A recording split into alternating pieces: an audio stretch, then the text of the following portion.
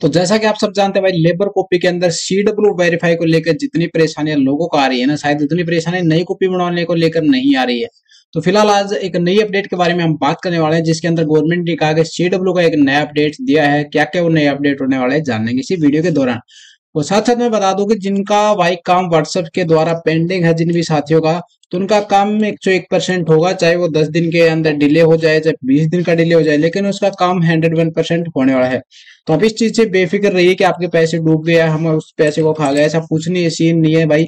आपका काम 101% यहाँ पर होगा।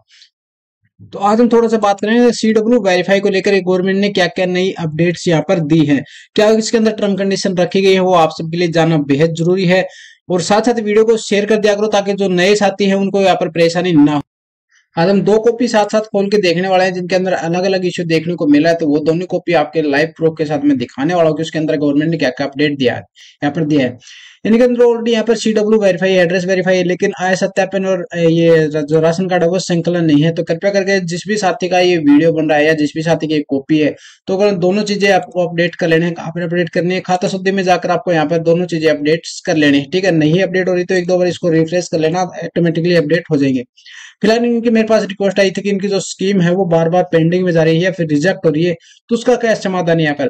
तो फिलहाल के अंदर इन्होंने काफी सारी जो स्कीमें हैं, तो लगभग इनकी जो रिजेक्ट ही हुई है, तो किस कारण से रिजेक्ट हुई है पहले तो एक बार वो देख लेते हैं, उसके बाद हम नेक्स्ट टॉपिक के ऊपर बात करेंगे। तो 2029 की है, 24 की देखते हैं।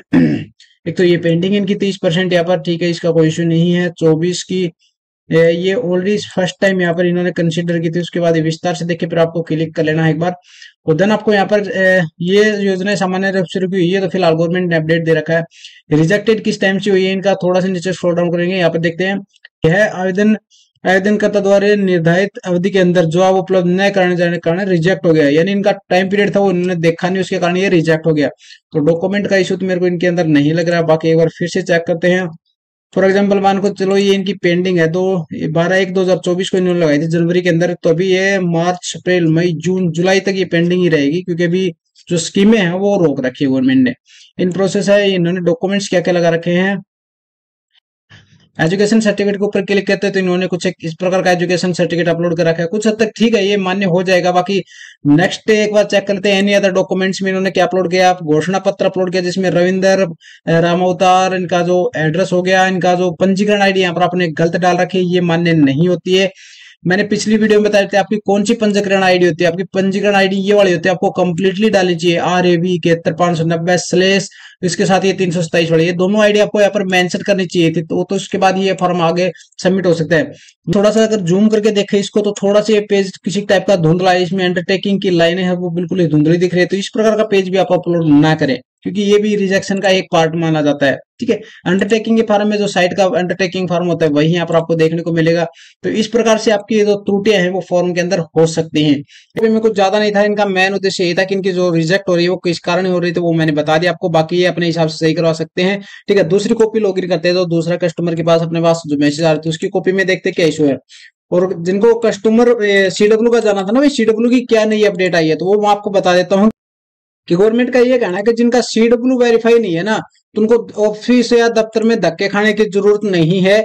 आने वाले जून तक या जून या जुलाई तक सभी के CW है ना वो वेरीफाई कर दिए जाएंगे, या फिर नया अपडेट्स फैमिली डे के अंदर एक जोड़ा जाएगा, जो जिसके अंदर अभी कार्य चल रहा है, कुछ एक जो डिटेल्स है वो पेंडिंग आ रही है। तो वो सर्वर अपडेट्स चला रखा है, इसी के कारण आ रही है। क्योंकि पहली बार भी आपने देखा होगा, इससे पहले भी आपने देखा होगा कि एड्रेस को लेकर यहाँ पर गवर्नमेंट ने नई अपडेट दी थी। तो उसी प्रकार यहाँ पर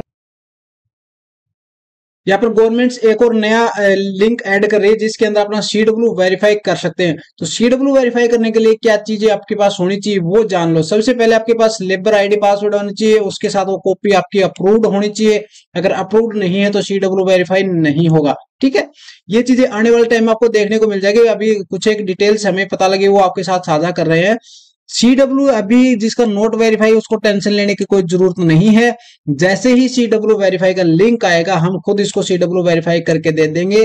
फिर से बता रहा हूँ, जिस भाई ने व्हाट्सएप से हमें कांटेक्ट करके डिटेल्स दे रखी है, उसका CW सबसे पहले वेरीफाई होने वाला है। तो वो परेशान ना हो, ना ही वो ये सोचे कि उसके पैसे डूब गए। किसी को कोई पैसे नहीं डूबे भाई, ना हमें किसी के पैसे खाने की यहाँ पर आदत है। तो सबके यहाँ पर काम संतोषजनक होने वाले हैं।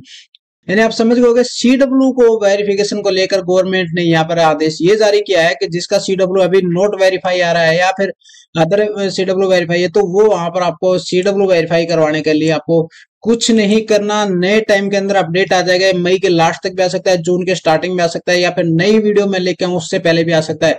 जब तक के लिए आपको क्या करना है कि फटाक दिन से यूट्यूब चैनल पर जाना और चैनल को सब्सक्राइब कर लेना और सभी साथी के पास चैनल को लिंक को शेयर कर देना, ताकि ज्यादा से ज्यादा लोगों को ये अपडेट्स मिलते रहे।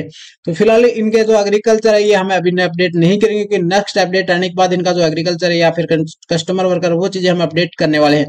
तो अभी कोई जरूरी नहीं, क्योंकि अभी फिलहाल के अंदर पोर्टल अपडेट लगा हुआ है। आप कोई भी रिक्वेस्ट डालोगे वो पेंडिंग ही जाएगी या फिर सीडब्ल्यू नोट वेरीफाई दिखाएगा।